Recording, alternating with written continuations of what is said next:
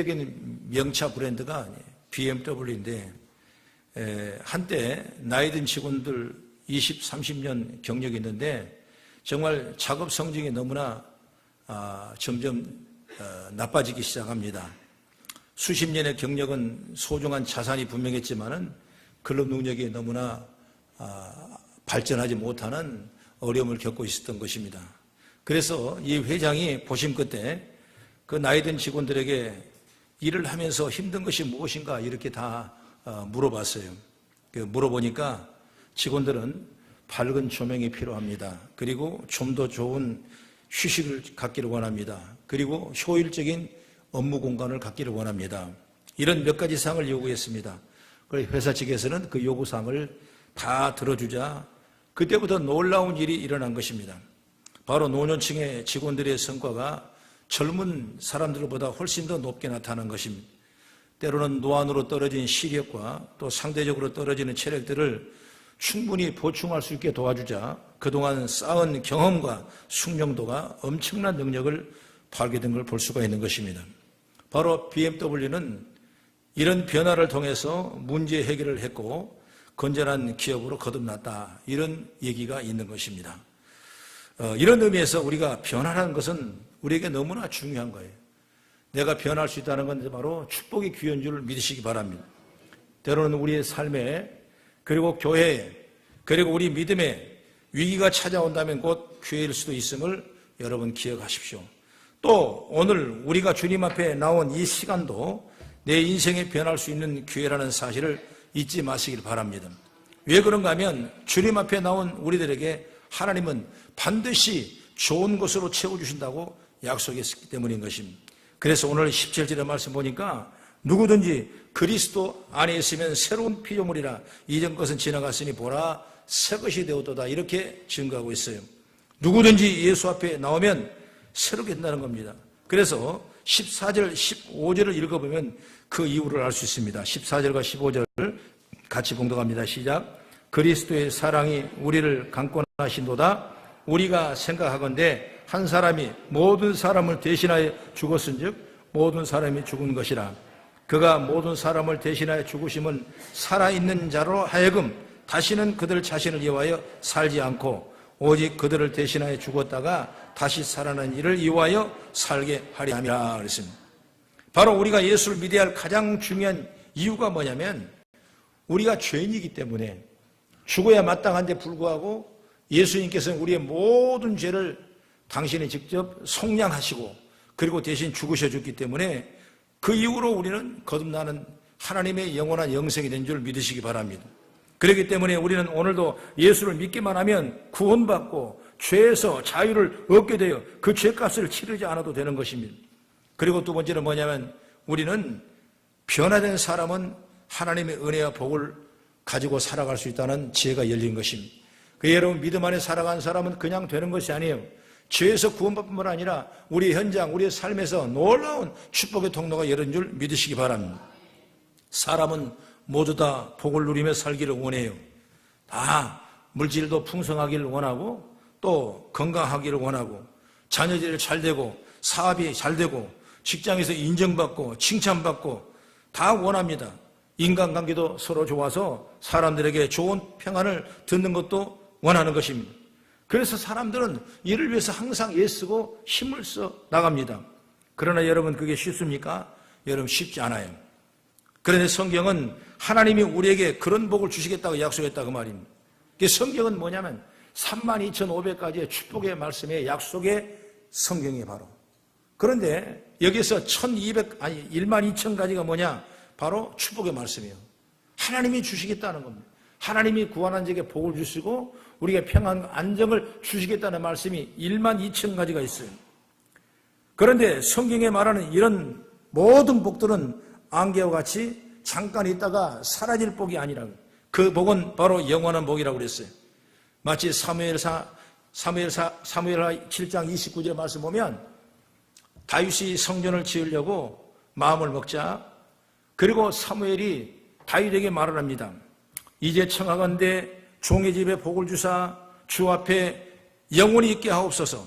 주 여호와께서 말씀하셨사오니 주의 종의 집에 영원히 복을 받게 하옵소서 하니라 그랬습니다. 바로 주의 종의 집에 영원히 복을 받게 하옵소서, 영원한 복을 달라고 하는 겁니다. 그리고 다윗은 하나님 주시는 영원한 복을 받습니다.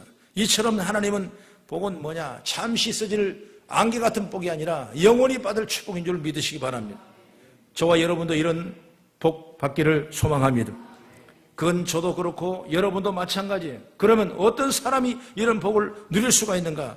바로 16절을 우리 같이 읽어보겠습니다. 시작. 그러므로 우리가 이제부터 어떤 사람도 육신을 따라 알지 아니하노니 비록 우리가 그리스도로 육신을 따라 알았으나 이제부터는 그같이 알지 아니하노라. 그리고 17절 시작. 그런즉 누구든지 그리스도 안에 있으면 새로운 피조물이라. 이전 것은 지나갔으니 보라 새 것이 되었도다 그랬습니다. 여기 말씀 보니까 그리스도 안에 있으면 새로운 피조물이라. 그리고 보라 그랬습니다. 이전 건 지나갔으니 보라. 뭘 보냐? 새 것을 보라, 새 것을. 그래서 이제 우리는 하나님의 새로운 삶을 이뤄가는 사람의 이 영적인 눈은 뭐냐? 새 것을 보는 겁니다. 육신의 것을 보는 것이 아니에요. 그러므로 우리의 관점이 새롭게 바뀌어지는 것입니다. 여기 보니 새롭게 된 사람은 사람을 보는 관점이 바뀐 사람이라고 말할 수가 있어요. 보라고 했습니다. 옛 모습 보지 말고 새롭게 된 걸 보라 이것입니다.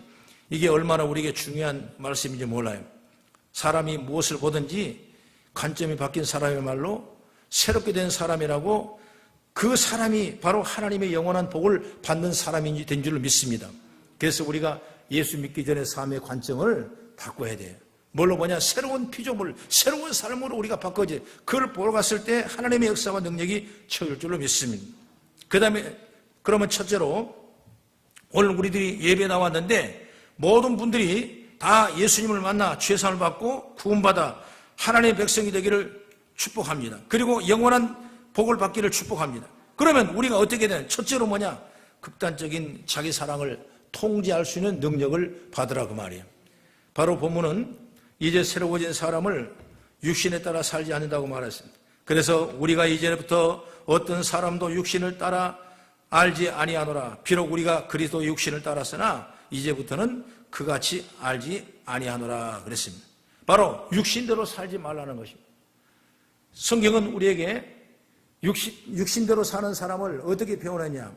바로 이생의 자랑과 안목의 정력과 육신의 정력대로 살아가는 사람이 바로 육신적에 따라가는 사람이에요.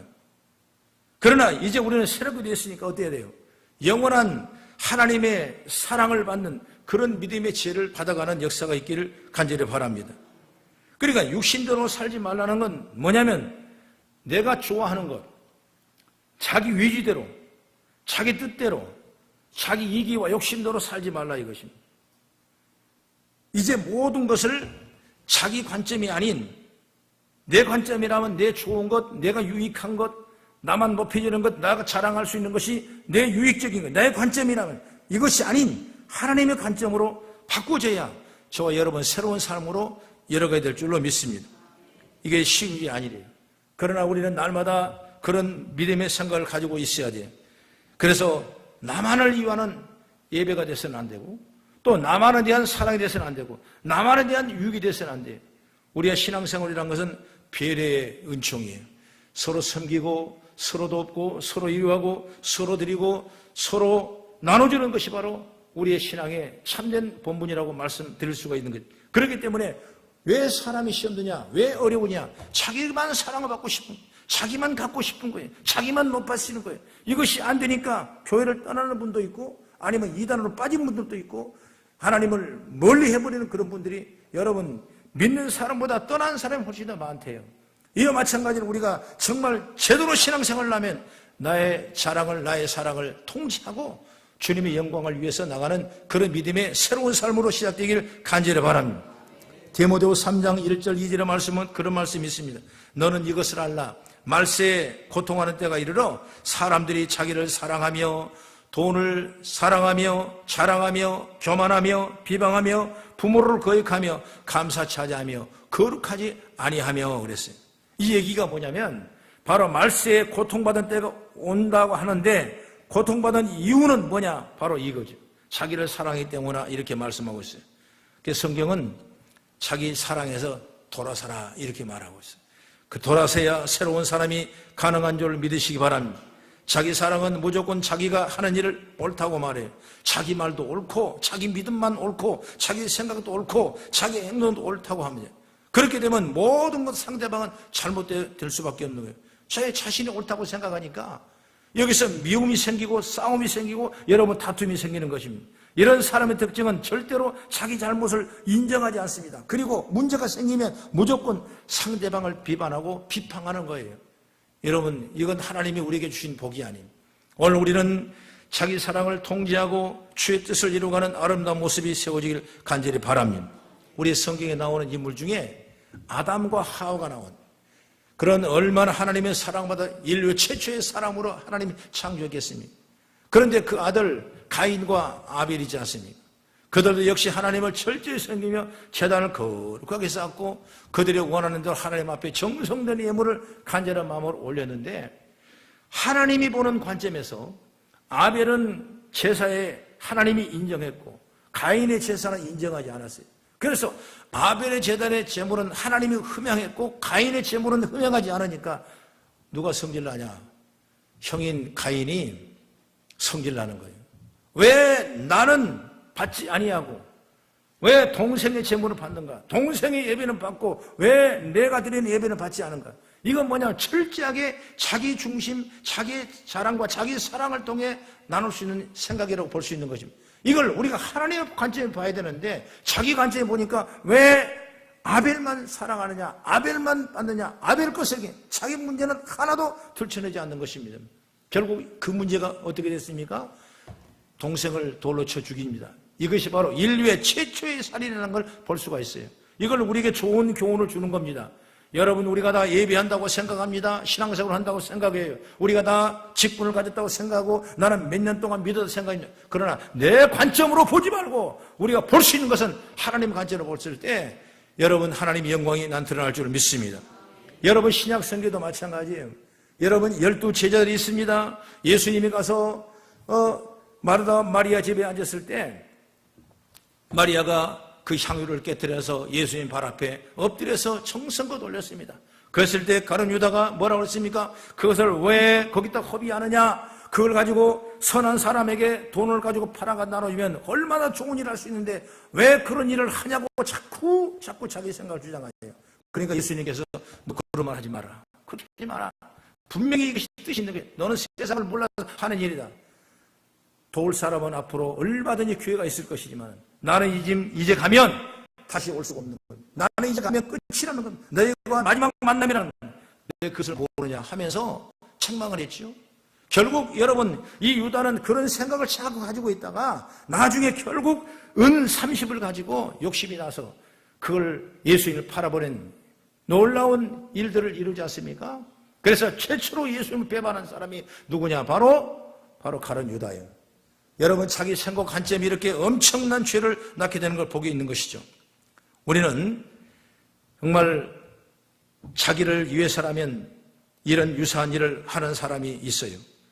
여러분 신앙 가진 사람, 교회를 다닌 사람도 자기 관점 이런 유사한 일을 행하는 사람이 있어요. 때로는 그 사람은 윤리, 도덕, 사랑 이런 것들에 관심 없습니다. 배려, 이런 섬김 이런 관심 없어요. 오히려 자기 유일하게라면 그게 더 좋은 일로 생각하는 것입니다. 자신을 위해서라면 그것 다 버리는 것입니다. 오직 자기만 사랑하는, 자기만 숭배하는 극단적인 자기 사랑, 이것을 버리지 않으면 우리는 새 삶을 살 수가 없고 진정한 행복의 은혜를 입을 수가 없어요. 여러분 우리가 가정도 마찬가지예요. 가정은 어머니가 있고 아버지가 있고 자식이 있고 때로는 부모님이 계세요. 그것을 우리가 흔히 가정의 공동체라고 그럽니다. 그러면 여러분 가정에 서로가 나의 유익만, 나의 생각만, 나의 주장만 뿔뿔이 나간다면 그 가정은 여러분 하나가 될 수가 있겠습니까? 하나가 될 수 없는 거예요. 가정은 있는 것 같지만 가정 안에 진정한 행복이 없는 거예요. 그러나 내가 남을 위해서 배려하고 자식을 위해서 배려하고 아내를 위해서 배려하고 남편을 위해서 배려하고 내가 부모를 위해 배려하고 이런 가정이 됐을 때 가정은 정말 행복한 가정이고 주의 복인 줄 믿으시기 바랍니다. 여러분 교회 공동체도 마찬가지예요. 똑같은 겁니다. 똑같은 거. 우리가 신앙생활을 먼저 하신 분들이 배려할 수 있는 그런 은혜를 입어야 돼요. 뭔가를 원하시는가? 혹시 예배에 불편한 일이 없으신가? 또 새로운 분이 적응을 잘 할 수 있는가? 이걸 우리가 잘 세우고 나가셔야 돼요. 이걸 가지고 내 생각과 내 뜻과 내 유익과 내 계산을 판단해버린다면 여러분 절대로 공동체는 제대로 이루어질 수 없는 것입니다. 오늘 하나님 나라도 마찬가지입니다. 내 관점이 아니라 주님이 주신 관점을 통해서 자기 사랑을 통제하고 주의 영광을 누리는 우리가 됐을 때 우리는 뭐야? 새 삶을 살아가는 모습이 되는 거예요. 그 다음에 두 번째는 뭐냐면 세상의 풍조에서 우리가 돌아서야 됩니다. 거룩이란 말은 뭐냐면 구별을 한다는 겁니다. 카브라고 해서 구별을 한다.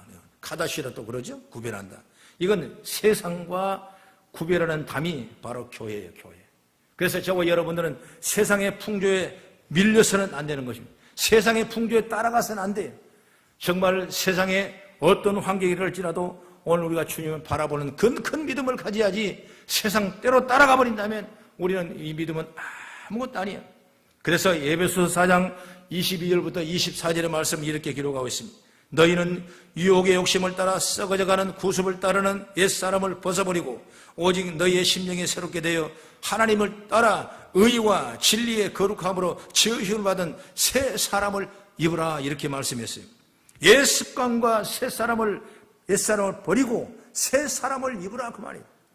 새 사람이 된다는 것은 구습을 버리는 것입니다. 구습이 뭐냐면 세상의 풍조예요. 새 사람이 되면 세상 풍조에 돌아서게 되는 것입니다. 세상 풍조가 어떤 것인가 하면 자기 유익만 보고 살아가는 거예요. 국가도 필요 없습니다. 나와 무슨 상관이 있겠느냐. 자연이 나와 무슨 상관이 있겠느냐. 가정 나와 무슨 상관이 있겠느냐. 오직 세상 풍조는 자기 쾌락에 빠져 있는 것입니다. 자기 만족과 자기 유익으로 살아가는 것이 바로 세상 풍조예요. 자기 쾌락을 위해서는 남을 해쳐도 좋고 자기 유익을 위해서는 성경이 아무리 금해도 그것을 오히려 유익하게 생각하는 그런 일이 너무나 많은 것입니다. 때로는 인권이라는 문제를 대두하기도 하고 또는 동성연애라는 것을 대두하게 해서 여러분 하나님이 그만한 그 일들을 그냥 받아들이는 거예요. 이것이 어찌 보면 세상 풍조예요. 하나님은 그걸 원하지 않는 것입니다. 세상 풍조는 우리가 가지고 있는 가치관과 가정, 그 심지어 도덕도 버리라고 말합니다. 다 버릴 때 쾌락을 얻는다는 거죠. 이거 이봐 세상이에요, 세상. 그러나 하나님은 그렇게 원치 않아요. 우리가 보면 우리나라의 환경이 파괴됐다 그런 말을 많이 해요. 왜 그렇습니까? 강에 보면 많은 물고기들을 양식하기 위해서 외국에서 희한한 수종들을 들여와가지고 이 모든 자연 환경을 파괴해버렸어요. 또 뿐만 아니라 외부에 들어온 외래종들이 모든 지역의 풀을 다 죽이게 하고 갉아먹게 하고 그렇게 해서 자연을 파괴하고 환경을 파괴하는 것입니다. 또 요즘에 미세먼지 때문에 참 우리나라도 잘해야 되겠지만 중국에서 엄청난 황사와 미세먼지가 60~70% 들어오기 때문에 우리는 어찌 보면은 미세먼지를 살아가고 얼마나 전에 보니까 프로야구에 사람들이 그렇게 많이 모였는데 미세먼지 농도가 높다고 그 야구를 다 취소해버리지 않습니까? 그런 것이 너무나 드러나는 거예요. 이런 환경적인 파괴가 여러분 어찌 보면은 우리가 지키지 못하는 과정 가운데서 들어오게 되는 것입니다. 우리 영적인 것도 마찬가지입니다. 영적인 환경을 침해하는 일들이 얼마나 많은지 뭐예요. 유대 백성들은 하나님을 온전히 섬기고 하나님 뜻대로 살아오겠지만은 아합이라는 왕은 이세벨이라는 아내를 이방 여인을 얻어가지고 그 생활을 해나가면서 이방의 신을 받아들이십니다. 그리고 그 나라의 온갖 이방 신이 드글드글하고 이방 풍조가 드글드글하고 세상 모든 문제들이 교회에 다 들어와서 점령을 하게 되고 주님은 멀리 가셔야 되고 교회 성전이 파괴되고 이방의 신들만 올라가는 이런 신앙적인 파괴가 있었을 때 이스라엘 민족은 망하는 역사가 일어나게 되는 것입니다. 오늘 저와 여러분 우리 가정을 신앙으로 지키실 수 있어야 돼요. 할렐루야. 세상 풍조에 내 자녀가 따라가지 않도록 신앙으로 지키셔야 돼요. 여러분 기도로 울타리를 쌓아야 됩니다. 그래야 하나님의 영광이 오늘 저와 여러분 통해 일어나게 될 줄로 믿으시기 바랍니다. 신앙도 마찬가지입니다. 내 인생의 주인은 나지. 이런 생각은 하면 안 돼요. 내 인생은 내가 아니라 하나님이라는 사실을 믿기를 바랍니다. 하나님을 의식하지 말고 마음대로 살라는 것이 아니에요. 예배하고 기도하고 그런 캐캐묵은 소리 하지 말라, 그런 사람이 있어요. 그 사람은 이미 세상 풍조에 빠져들어간 사람이에요. 예배를 소홀히 생각하지 않냐고, 예배를 우습게 생각하고 예배를 소홀히 하는 사람은 여러분 세상 풍조에 깊이 빠져 있는 거예요. 하나님 말씀을 우리가 받고 예배하며 신앙하며 예배를 귀하게 여기고, 내가 세상에 조금 부족하더라도, 세상에 어렵더라도 내가 주님 이제 나와서 무릎 꿇고 기도하고 주님 나에게 은혜를 달라고 기도하는 그 자리가 세워졌을 때 우리는 세상과 구별하게 되는 거예요. 사람들은 내 마음대로 살아보라 그럽니다. 내 하고 싶은 대로 해보라, 너 좋은 대로 살아가라 그럽니다. 여러분, 그래서 우리가 영원한 복을 받을 수 있습니까? 없는 거예요. 그래서 에베소 2장 2절에 말합니다. 그때 너희는 그 가운데 행하여 이 세상 풍조를 따르고 공중의 권세 잡은 자를 따랐으니 곧 지금 불순종의 아들 가운데 역사하는 영이라고 그랬습니다. 불순종 가운데 역사하는 영이 누구예요? 사단이라는 얘기예요. 여러분 자체도 우리가 믿음을 갖고 있지만 내 안에 사단이 역사하면 안 되는 거예요. 세상 풍조를 따르면 그 안에 마귀가 역사하는 거예요. 그래서 성경은 그런 세상 풍조에서 돌아서라 그럽니다. 어떤 사람은 한번 생각해 보세요. 내 마음대로 사는 것이 좋다고? 처음엔 좋은 것 같습니다. 처음에는 자유스러운 것 같아요. 그러나 질서가 파괴되고 여러분 시간이 무너지고 신앙도 무너지게 되고 결국은 자유함을 얻는 것이 아니라 여러분 자유하면 모든 타락의 원인이 될 수가 있는 걸 보게 되는 것이죠. 우리가 간단히 얘기하면 그래요.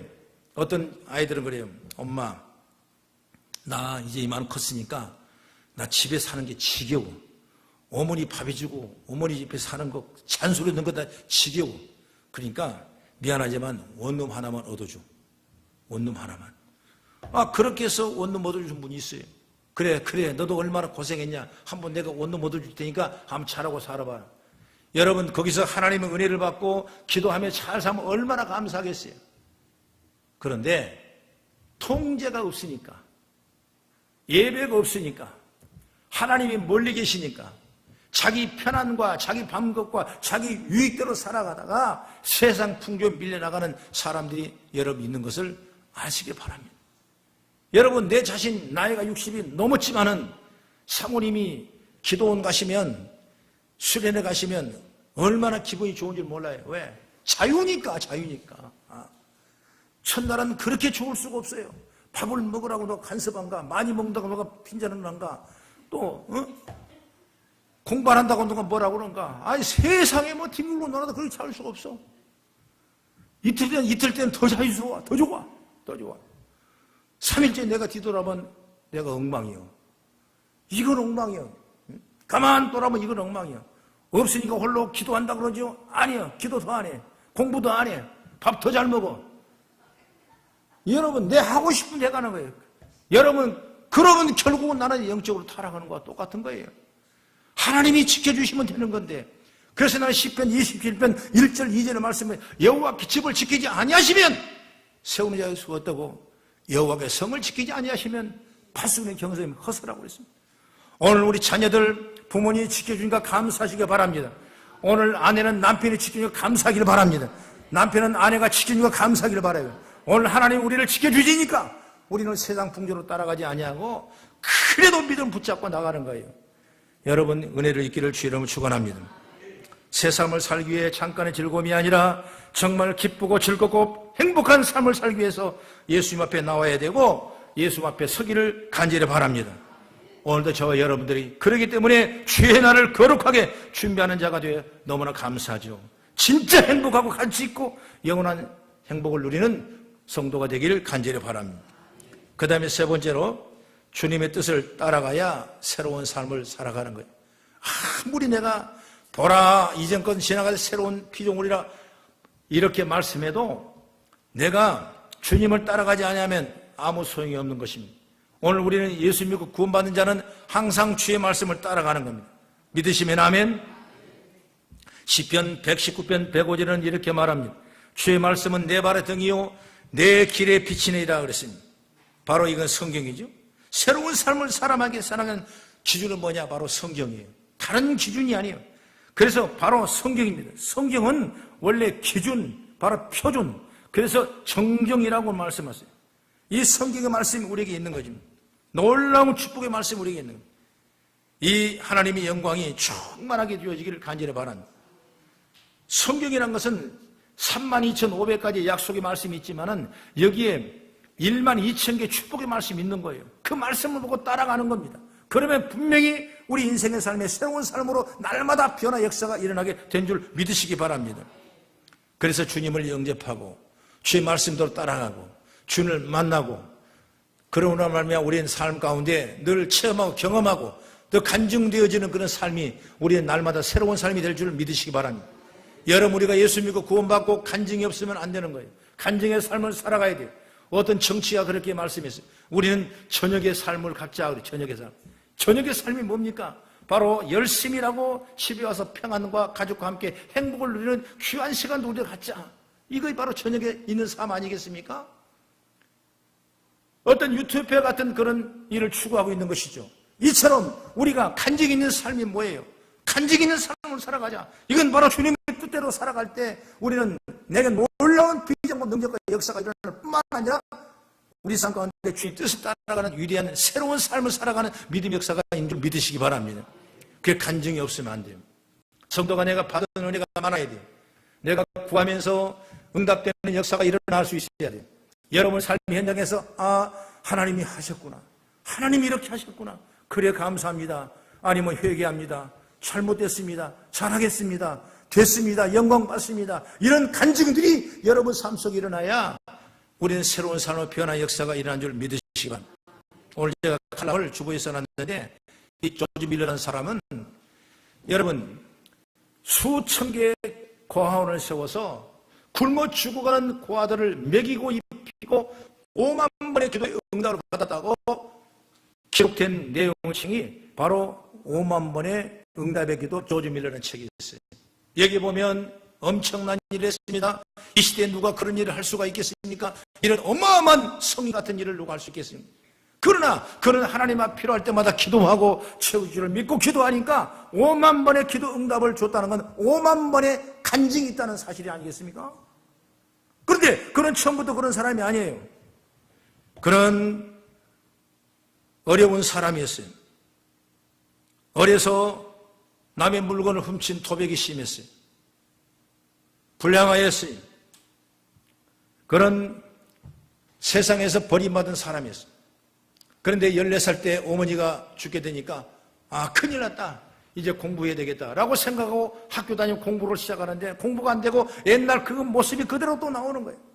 그 나쁜 습관을 따라갑니다. 그래 어디까지 갑니까? 감옥소까지 들어가는 거예요. 16살 때 감옥에 들어갑니다. 그 청년의 16살 때 감옥에 들어가서 그는 내가 왜 이렇게 여기 왔나 늘 생각하면서 그때 가장 극한 어려운 상황 때 누구를 만나냐? 주님을 만나게 되는 역사가 일어나는 거예요. 그리고 그는 주님을 만나고 나서 간증이 시작되기 시작합니다. 그런 성경책을 갖다 읽게 되고 그리고 내가 앞으로 나가면 목사가 되겠다는 큰 꿈을 가지게 되고 그리고 신학 공부를 하게 되고 나중에 나와서 공부를 하고 마치고 목사가 돼서 정말 죽어가고 굶어져가는 그 고아들을 먹이고 입히는데 무려 수천 개의 고아원을 세워서 이끌어 나가는 놀라운 간증의 역사를 쓰신 분이 누구냐? 조지 밀러라는 사람이에요. 그 사람은 어려운 사람이었어요. 정신적으로 부족한 사람이었어요. 도백이 심한 사람이었어요. 세상에서 인정받지 못한 어린 소년의 그 일을 감당했어요. 하나님 만나니까 이런 변화되는 거예요. 이게 뭐냐면 우리가 어려운 환경 속에서도 항상 주님 뜻대로 살기를 원하셔야 돼요. 할렐루야. 그러면 하나님이 열어주신 새로운 삶이 일어나는 것입니다. 오늘 여러분 내가 어떤 직분을 받았다고 여기에 주관되지 마십시오. 내가 어떤 일을 맡고 있다고 여기에 여러분 묵혀있지 마십시오. 우리는 이보다 큰 일을 할 만한 그런 능력 있는 사람이기 때문에 끊임없이 주의 뜻대로 살아가며 새롭게 변해나가는 은혜가 있기를 간절히 바랍니다. 그래서 우리 성도들이 자꾸 굳어있는 신앙이 되지 말아요. 굳어있는 땅에는 씨를 뿌려도 여러분 씨가 나지 않습니다. 돌밭에 씨를 뿌린들 씨가 나겠습니까? 가시밭에 뿌린들 씨가 납니까? 아니면 길가에 뿌리도 씨가 납니까? 나지 않는 거예요. 옥토밭에 뿌릴 때 30배, 60배, 100배 열매를 맺는 것처럼 성도는 부드러운 밭이 되고 부드러워지는 삶이 돼서 날마다 새로운 삶을 새숨이 오르는 것처럼 그런 믿음으로 살아가는 주의 뜻을 이루어가는 아름다운 모습으로 세워지길 주의 이름으로 축원합니다. 오늘 말씀을 한번 읽어보겠습니다. 17절 시작. 그런즉 누구든지 그리스도 안에 있으면 새로운 피조물이라. 이전 것은 지나갔으니 보라 새 것이 되었도다. 할렐루야. 날마다 말씀을 묵상하면서 새로운 삶을 살아가는 우리 성도 되기를 주의 이름으로 축원합니다. 기도하겠습니다.